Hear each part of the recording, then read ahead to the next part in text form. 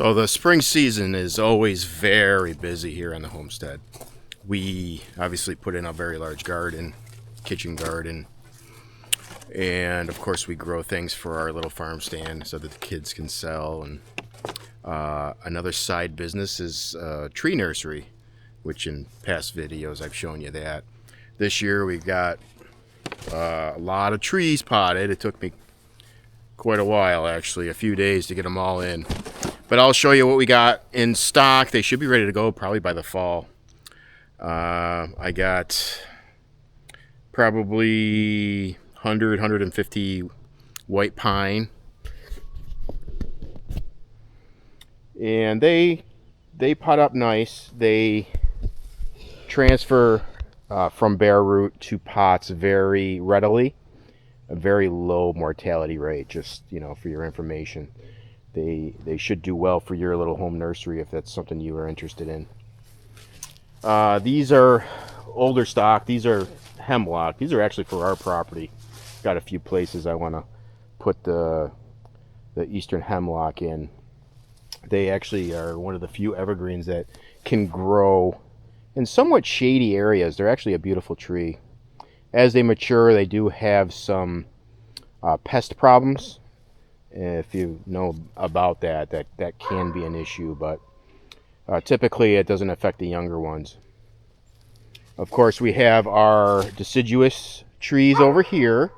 We have a lot of wild cherry, some, of course, sugar maples coming up. Now this is interesting here. This is deciduous conifer.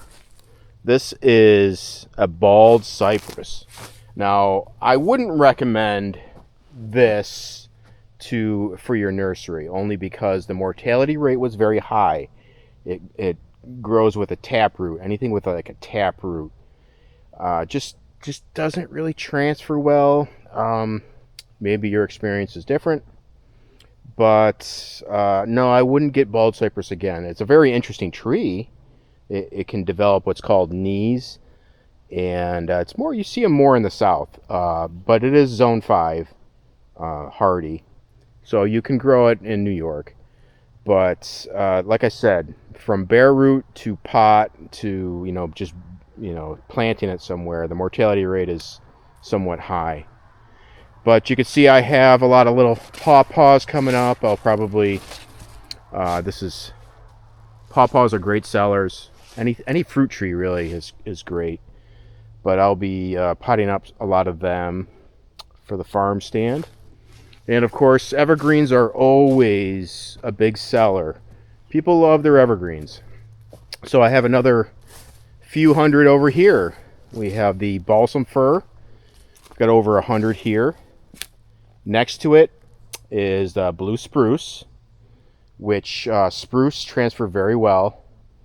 I've never had any problem with either the blue and over here the white spruce. So if you have a farm stand or a small nursery, or any amount of land really that you can put some potted trees, and you can actually water and on occasion fertilize, you can't go wrong with the nice little side hustle tree nursery. And the kids were supposed to help me pot them this year, but they didn't. So I'm not sure they're going to be sharing in the profits for this one. But we'll see. Maybe they'll do the wheeling and dealing and hauling of the trees up and down the driveway. And they can earn it. Hi, I'm Jeremy with HRT Homestead. So today we're going to be gathering wild stock of some trees that are on our own property. This is a good time of year, or even earlier. You want to wait until just before they break dormancy or just after, and then you can harvest them. You gather most, if not all, of their root ball and transplant them into a pot. On our property, we have a lot of wild black cherry. We have a lot of maple, and really there's probably a handful of other ones, including locust and some other species.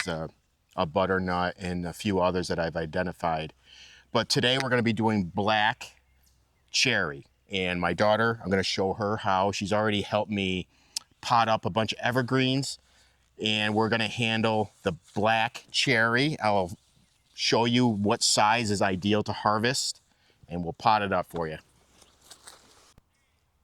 Hey, my dad pointed this black cherry out. It's just about the size we would plant. This is a wild black cherry, and I'll put the Latin name on the screen. So this, you could see under the same root ball, it actually does have several sprouts. So what we'll do is we will dig around very, very generously around it. We'll get a decent sized pot and fill with compost, and we will transplant it. Now we'll hold on to it for quite a while, make sure it doesn't have the transplant shock. We'll make sure it's healthy and pretty, and then eventually we'll turn around and put it up for sale. I'll show you some examples of that we have down at our farm stand.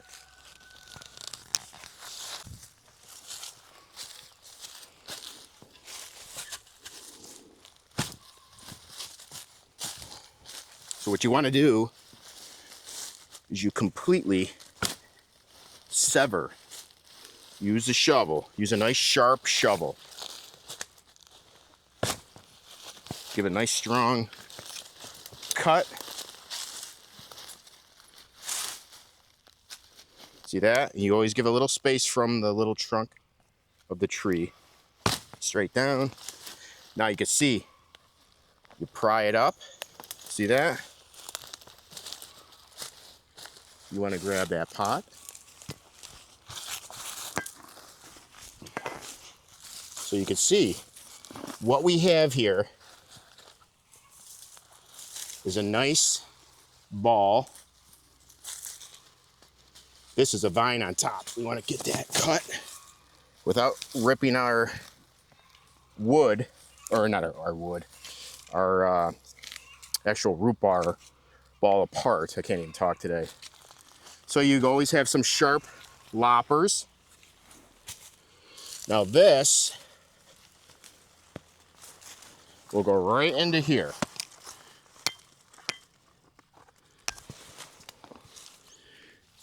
And what you can do, if you're confident you got it in a dormant stage, which this is actually leafing out, but if you're very confident, you can eliminate your sprouts.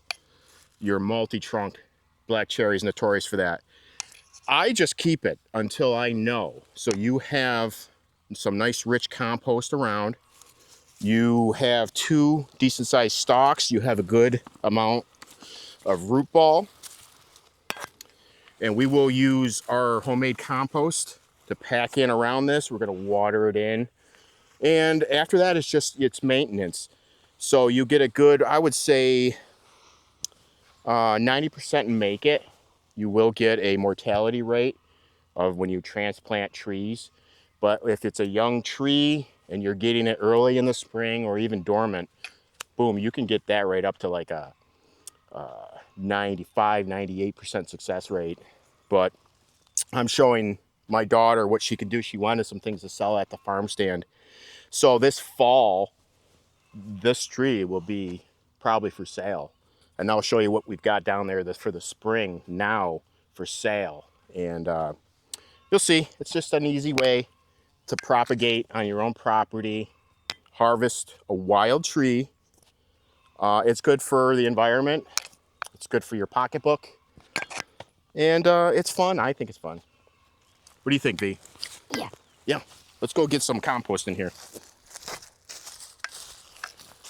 So this is our homemade compost here. And it's a rough compost, but it is very rich. And this is what I use for my trees or to top dress our garden beds. So that's what we're gonna do here is we're gonna use it for our trees. So V already knows how to pot a tree. So that's what we're gonna do. We're gonna pack in our compost. And we're gonna water it in nice.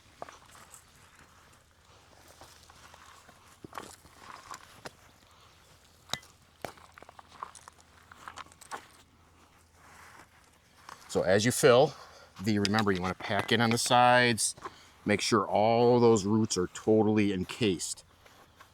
That's the secret.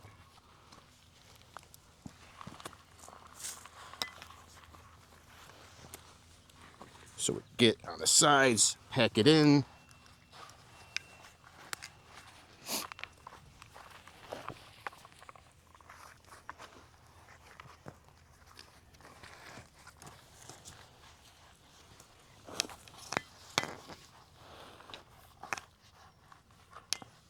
So what we'll do, is probably sometime, July, August, if both stalks are doing well, we'll pick one, probably pick the smaller one, lop it, and then this would be our main leader, the main tree that's on display, that's for sale. So that's the game plan. So you want to get that hose that's over there, and we'll give this a water.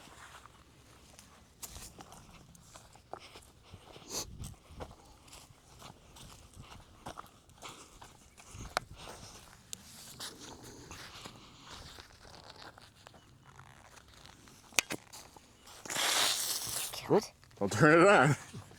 I didn't know if the water was on. Yep. All right. You'll have to change the setting. All right, it's on jet. We'll use shower. Make sure you get all the hot water out. You let me know when that hot water is cool. It's still hot. Yeah, it'll be hot because it's got to run its course. The sun heats up the hose. So you don't want to put hot water on your nice baby tree. Yep, it's cool. All right, so let's go to shower. You want to water it in?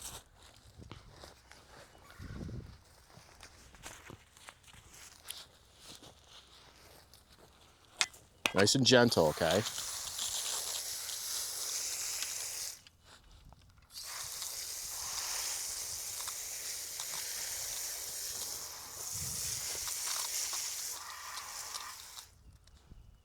A little bit more.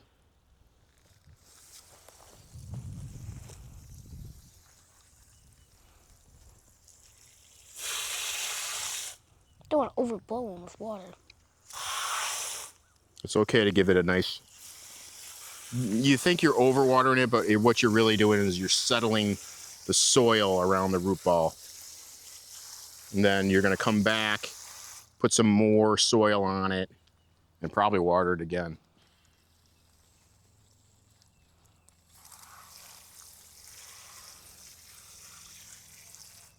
I think that's enough water. Okay, you think that's good? Yeah. All right, so let's go look for our next one. What do you think? Yeah. Yep, how many you want to do today? There's a bunch of them I saw. Maybe 5. Maybe 5. Okay, fair enough.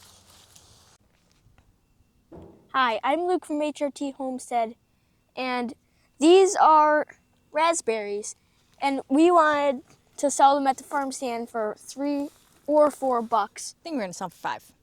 Okay. So we wanted to transplant these into some buckets, and we'll show you how to do that. Where'd they come from? This right here, they spread.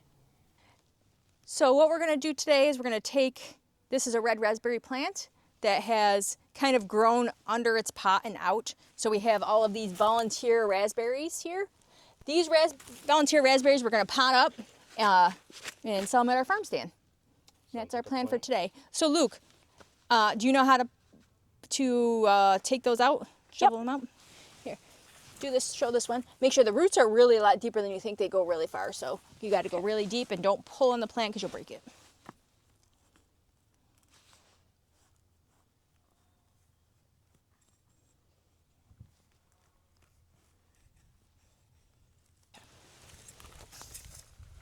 I like to try and come from underneath and really give it a good pop up here.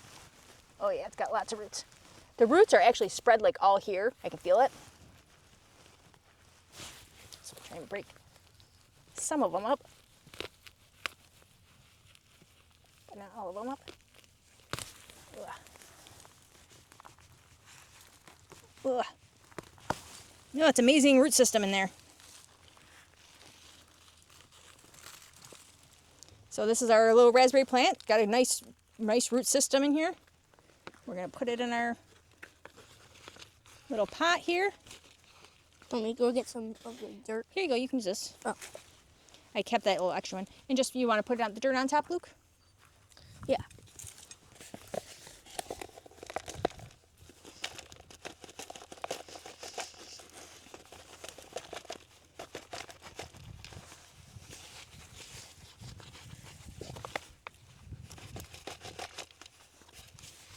Perfect.